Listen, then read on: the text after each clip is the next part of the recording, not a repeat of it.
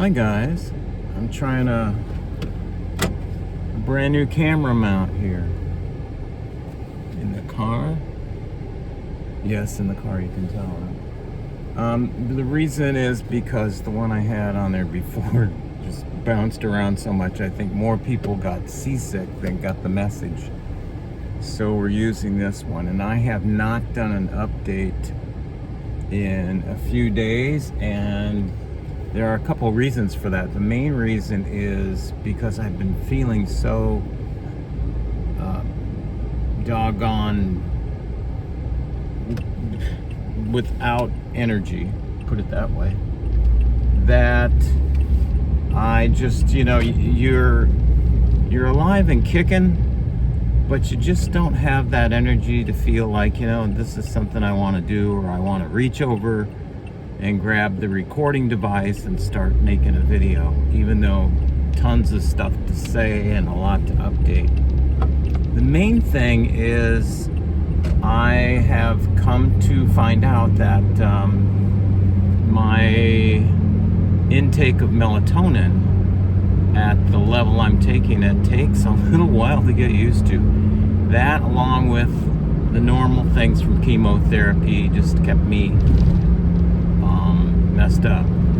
So I apologize if you got used to watching the videos every single day and getting a little update from me and a little how-to on your journey as well. Nothing radical has changed, just the all good stuff.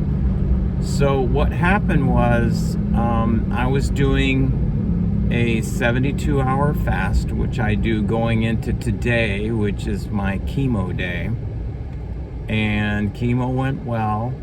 I did it a little differently than I did it last time. Last time I took my MacBook and worked and, just kind of enjoyed my time there and had my sparkling waters and was still into my fasting, getting the chemo. Okay, what are you doing now? And she said, okay, well, now we're doing the Gemzar, now we're doing the cisplatin, now we're doing the Abraxane, and away we would go. But the way I normally do it, and I suggest that you do it if you are in chemotherapy at the moment, is to do your 72-hour minimum fast going into your chemo session. And then during these drips, when you're not getting hydration or some kind of a they give you an anti, what do you call it? Something to keep you from getting sick effect.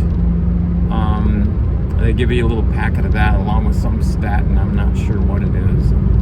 But those are to keep you from getting nauseous, anti-nausea. Thank you very much. So you're taking that, and then when the chemotherapy starts, my suggestion is, and I have found for me, and you can find it for you, the perfect meditation to listen to through headphones as you're taking this drug inside you. I found mine on an app called Insight Timer. I'll list the description and the location of the app in the description below. Wow, getting everything messed up here. But you'll know where to find it. It's down there. And just go through that with your cell, download their app.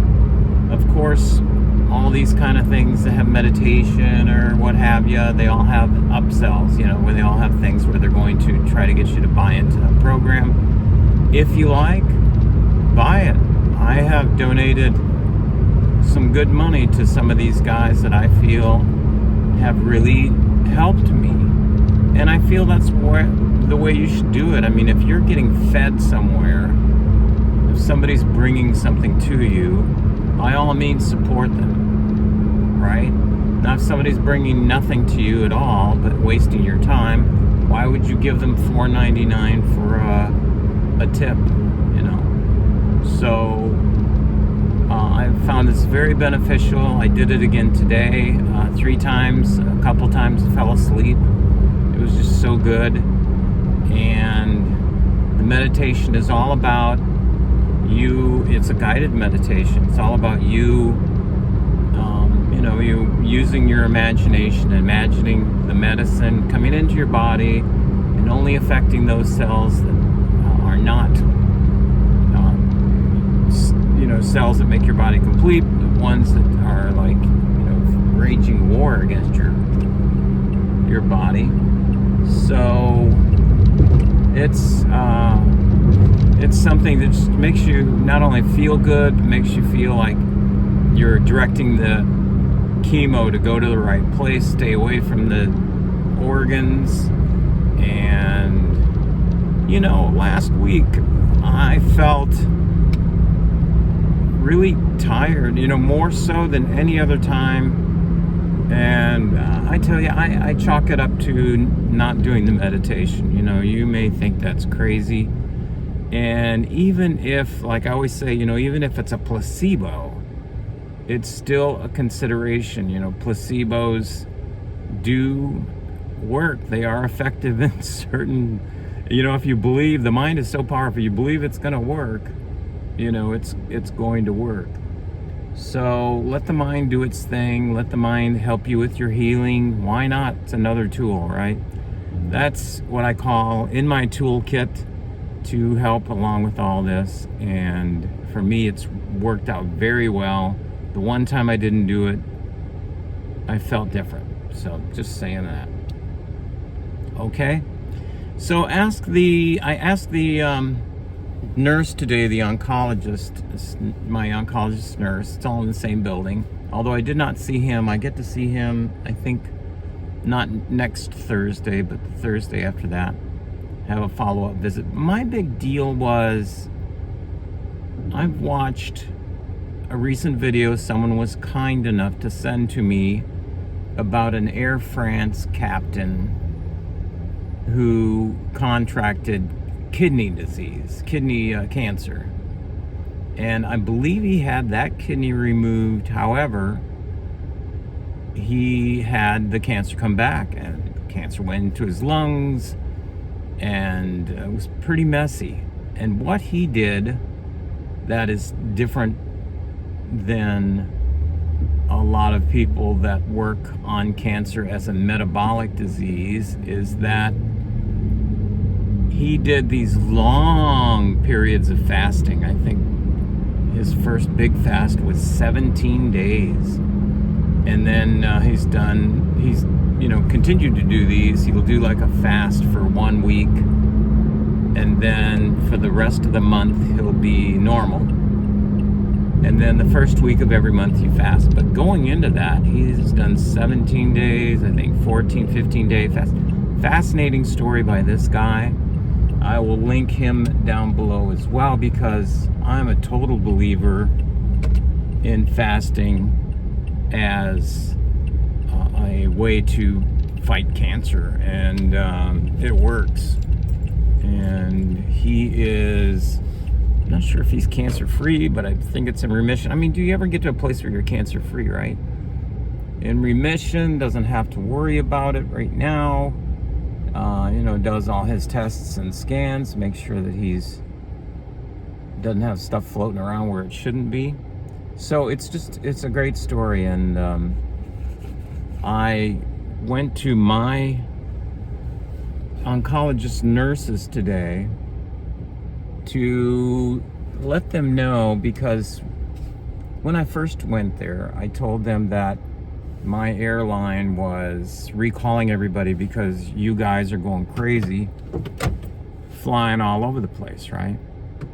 So he was very vocal at first, saying, no, got to worry about your health first. That's what's going to take first place.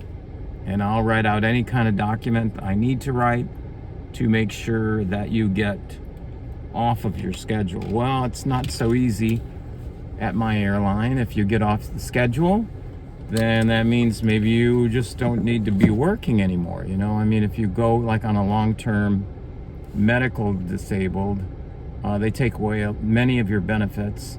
And I'm not sure how far it goes, but I did read in one place that, the question and answer place was, will my job be there when I get back? And the answer was maybe not. Maybe we won't need you when you come back, right? So I don't want it to get to that part. And even though a couple of my kids and my mom think that at the moment I'm not strong enough, and probably I'm not strong enough to work at the airline, but I'm thinking if I got a very reduced schedule and just, did that work, this is something, it's a goal I can work toward, and then maybe I can start flying, like, if not next month, if not the beginning of next month, the end of next month. So we'll see what happens. I do have a lot of sick hours still in the bank. Although, when you start calling in sick a lot, they start sending you letters and asking, is there something going on that, are you like, and it's just all kinds of questions you have to answer. Even though it's a big disease like the big C, some companies don't always look at that, in the light that they should. So I'll let you know how it goes. For me, I want to get, this is just one more thing to help me push toward getting my weight up and getting my muscles fit and getting in the best physical condition that I can get in, so I can go back to work and work on this at the same time. Both can be done. The Air France pilot did it, and that's pretty debilitating disease, having cancer in your kidneys. It's and it, as he showed, it traveled pretty fast. But let's see what happens. We'll keep you posted. I think it's a good goal, have that as a goal and something to shoot for. All right, so I am trying to fax some papers that didn't work. I tried to fax them to state of Florida for a little look at some of my medical papers that I had questions about. And either I'm going to have to, what I'm going to try to do, which is, may not work, is take pictures of them. Who knows, right? And then use an online fax service to send them out. At least, I don't have to stand in front of the fax machine at FedEx hoping that they go through. I tried 3 times. It said poor line condition, so. We'll see. Maybe, I'll take these and send them through twice, maybe 2 different companies, just to make sure. But that's the way it has to be done. Faxing in 2021. Oh my gosh. Anyway, hey guys, thanks for watching. Thanks for subscribing. Thanks for supporting me.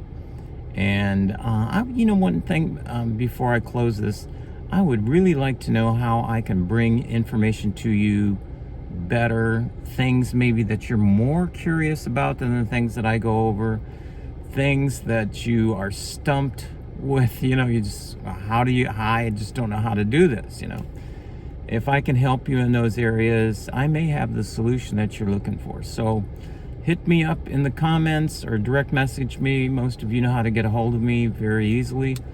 And let me know what you're searching for, and let's see if we can put something together to, be mutually beneficial. All right?